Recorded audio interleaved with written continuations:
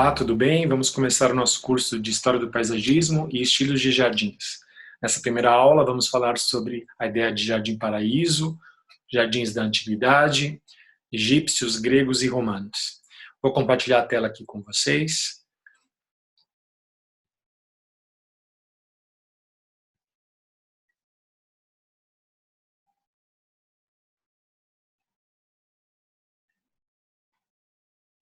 Vamos abrir aqui o slide.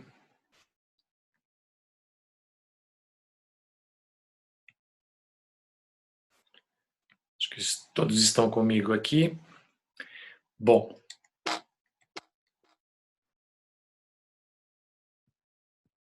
história do paisagismo e estilos de jardins. Bom, dentro do paisagismo, o desenho da paisagem é uma arte confinada a jardins privados e parques. É uma arte em processo contínuo, porque é uma obra em constante evolução. Tratamos de elementos vivos, como as plantas, e estamos num ambiente exposto.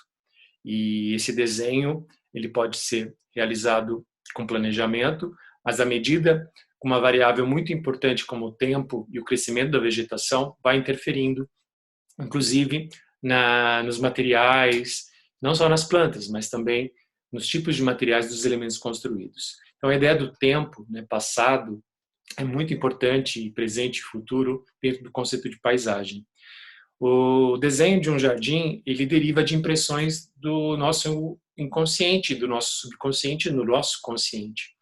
Tudo que a gente percebe de jardim, de arte e cultura, acaba influenciando no nosso pensamento, no nosso ideal de jardim. Dentro do conceito de paisagem, a definição tradicional é que a paisagem é tudo aquilo que o nosso olhar abarca.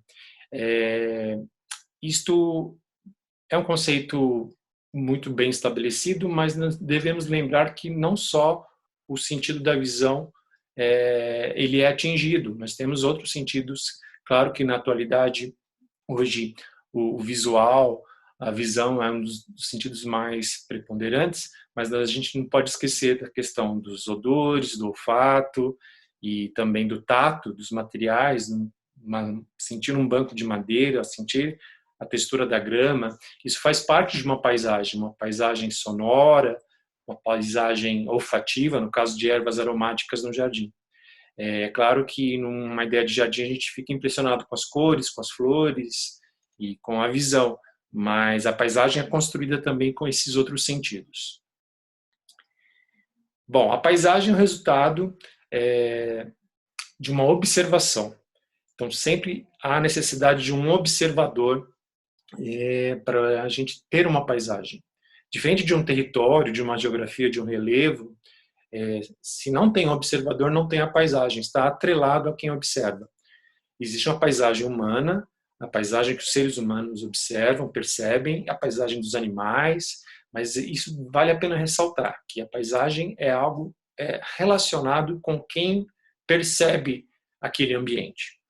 Nós temos paisagens naturais e humanizadas. A paisagem natural é aquela paisagem que o ser humano observa e percebe que não há uma interferência humana, não foi construído, não tem uma construção de planejamento.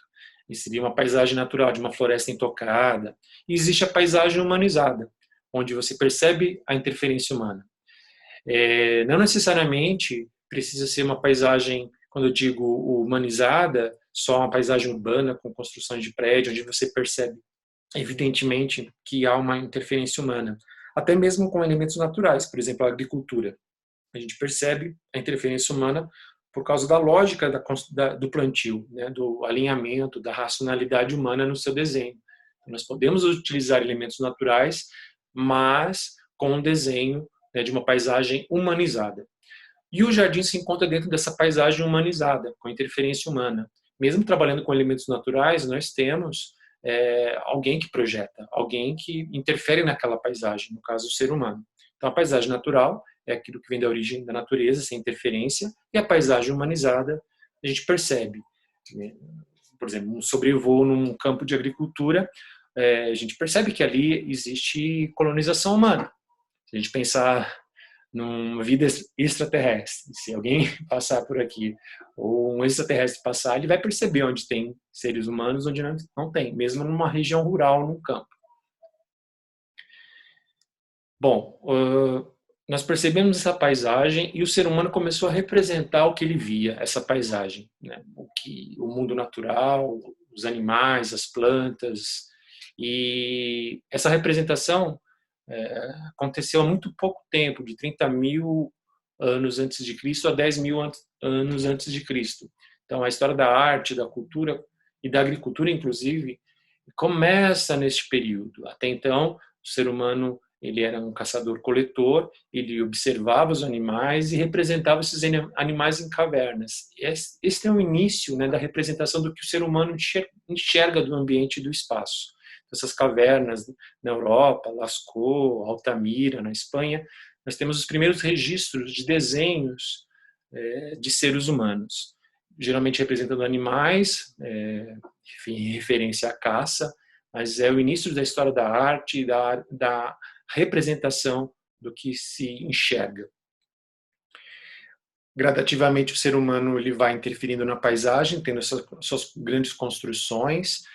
O ser humano deixa de ser um caçador-coletor e se torna um agricultor sedentário, se estabelece no ambiente e, com isto, há um tempo para a observação da natureza, do movimento dos astros, a mudança da estação. Isso influencia diretamente a agricultura. Você saber que realmente é possível você obter um alimento depois de uma estação, depois do plantio.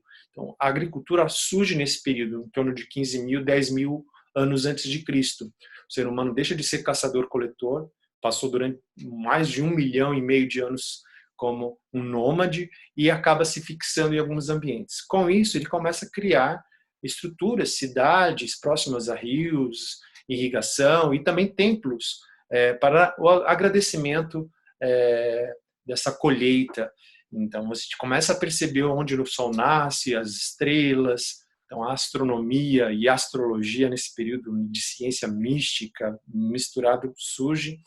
E isso é importante para o paisagismo porque nós começamos a entender como estabelecer elementos na paisagem.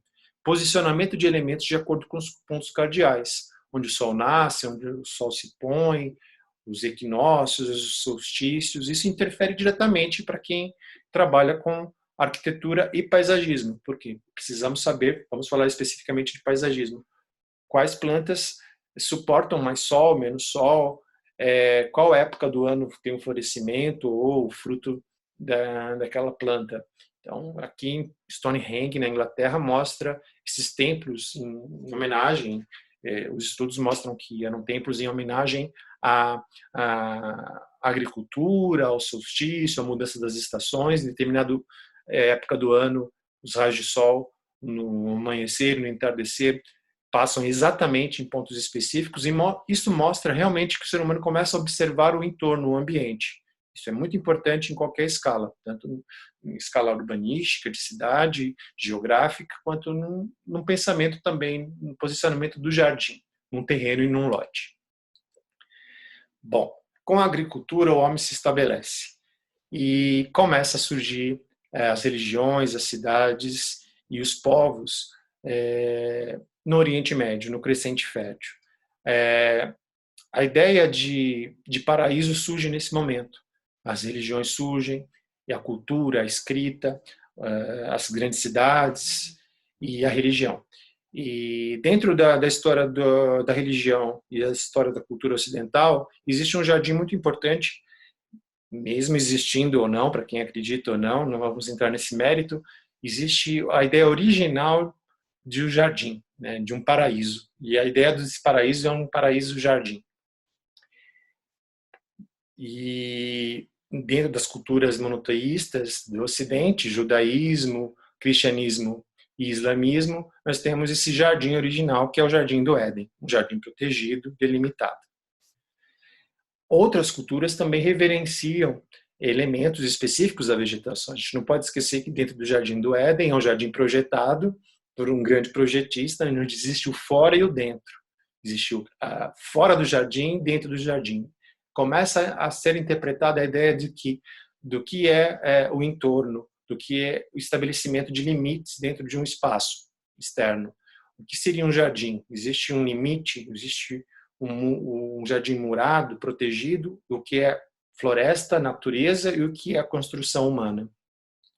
Outras culturas também, como as culturas africanas, de alguns povos africanos, reverenciam alguns elementos da vegetação.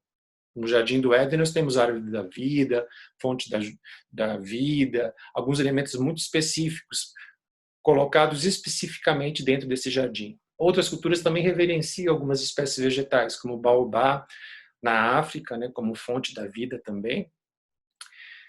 Culturas orientais também têm uma reverência muito grande por algumas plantas, especificamente algumas árvores, que representam os antepassados, a tradição, a genealogia. A árvore é um representante muito importante dentro da cultura e da arte, como um estabelecimento dessas gerações. O budismo também, na Índia, existe a história que Buda atingiu a iluminação embaixo de um pé de figueira, então uma outra árvore sagrada dentro desses elementos importantes do mundo natural com a vegetação. E aqui a ideia do surgimento no Ocidente desses povos, da civilização ocidental, nesse crescente fértil do Egito, Palestina e Mesopotâmia. Então, o rio Tigre e Eufrates seriam rios muito importantes, e o Nilo, aqui que não está representado, para o estabelecimento dessas culturas, dessas civilizações baseadas na agricultura, onde surge a religião, onde surge granicidades. Lembrando que é uma região desértica, onde há água, há vida, por isso que o elemento água no jardim, o elemento água em qualquer situação, faz referência à vida, porque onde no deserto o mais importante é ter água. Jardins da Babilônia, nós não temos vestígios arqueológicos, mas registros escritos de como seriam esses grandes jardins na região da Mesopotâmia, o atual Iraque, onde no rio Tigre e Eufrates, essa cidade, Babilônia, seria irrigada, os grandes palácios nesses terraços irrigados, então jardim de terraço sobre lá, já algo muito antigo. É claro que não existia um bombeamento elétrico aqui, um bombeamento manual para irrigar esses jardins, tanto para a parte alimentícia, agricultura, como para plantas ornamentais também. Então, os primeiros indícios, registros de jardins ornamentais no mundo. Bom, com o passar do tempo, o homem vai distanciando dessa relação do jardim com a religião, com esse jardim original, mítico, como o Grande Éden. E importante ressaltar, antes de entrar na segunda parte da aula, sobre a ideia da palavra jardim mesmo, né? Em inglês garden, em francês jardin. A própria palavra jardim, dentro da etimologia da palavra, nós temos o Éden, né? Então, o finalzinho da palavra ali, o sufixo Éden, né? Garden, jardim, tem o Éden ali, que é um jardim protegido, radical gar, jar, para ressaltar a ideia de proteção. Então, a própria palavra jardim faz referência a esse jardim original mítico, que seria o Jardim do Éden para as 3 religiões principais do mundo ocidental. Por isso que a gente gosta tanto de jardim, mesmo sendo religioso ou não, mas dentro da cultura, do inconsciente coletivo, nós temos essa ideia na história da arte e na literatura, da importância desse retorno ao jardim original, que pode ser tanto o seu jardim privado, quanto um jardim de descanso, meditativo, metafísico, um jardim de retorno, onde a gente se sente estabelecido no seu retorno ao lar, que pode ser terreno ou espiritual. Vamos parar nesse ponto para depois dar prosseguimento à segunda parte da aula com jardins da antiguidade.